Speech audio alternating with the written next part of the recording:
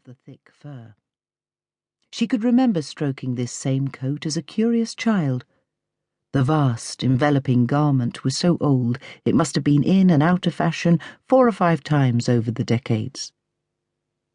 Warily, taking care for both of them, Teresa led her onto the broad, icy cobblestones of the Zatari promenade. The wheels of the little suitcase squealed in protest at the cold. The air was sharp and salty, so bitter and dry it made Teresa's head ache. The day seemed to have emerged from the imagination of that English painter, Turner, the one she'd adored since the moment she'd seen his tantalizing panoramas of Cali and Campi and Canali. Above them, the sky ran everywhere, a glassy blue coverlet over the lagoon, an artist's colour, reticent yet firm in its subtlety, imaginative and challenging. Beyond the line of the island opposite, the sun hung low and sullen over the Adriatic. Even without the curious appearance of the Medico della Peste, Teresa Lupo felt as she always did in Venice, a stranger who had stumbled into a continuous and impenetrable drama, one that had begun centuries before and seemed fated never to reach its conclusion. "Sofia's what, 46 years old?"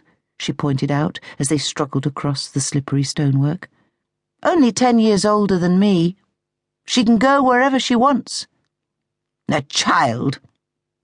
The look was familiar and caustic. Chiara was never one to let what she saw as an error pass without mention. "More than you ever were." "Sorry," Teresa said quietly, trying to concentrate on staying upright. According to the map, the apartment was several 100 meters to the east, beyond the Ponte agli Incurabili, presumably an area once given over to a hospice. She'd visited the city many times, but had never strayed much into this area behind the great Basilica of Salute, close to the point where the tip of Dorsoduro narrowed until it formed the Punta della Dogana, the needle-like platform that protruded into the basin of St. Mark. As they strayed further from the busy Vaporetto stop, the condition of the terrace worsened. It was just past midday, and there was scarcely a soul to be seen. This seemed hard to countenance. The station had been teeming with people arriving for the Carnival, some in costume already. Yet not a soul had found this quiet open stretch of promenade alongside the Giudecca Canal, and so the massive paving stones became ever more treacherous with glassy ice. The papers said the weather had not risen above freezing in days and would stay bitterly cold for a week or more. More snow was threatened. Winter had dug its teeth deep into Venice and seemed determined never to make way for spring.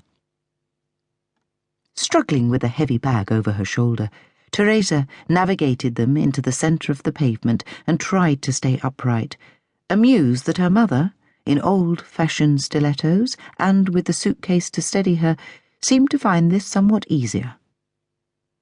"You always wear flat heels," Chiara Bianchi chided her, reading the expression in Teresa's face, the way a parent always did. "Why?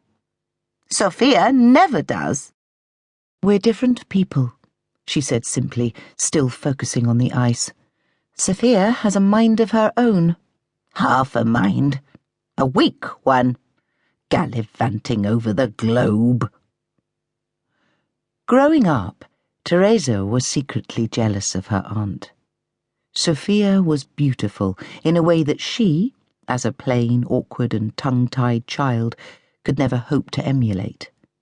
Tall and elegant, curly and wayward hair dyed blonde, forever smiling, always ready with a witty, amusing and, the older Teresa soon appreciated, coquettish remark. The kind of woman that men liked, yet a good aunt, one who never forgot her niece. To the young, confused, and occasionally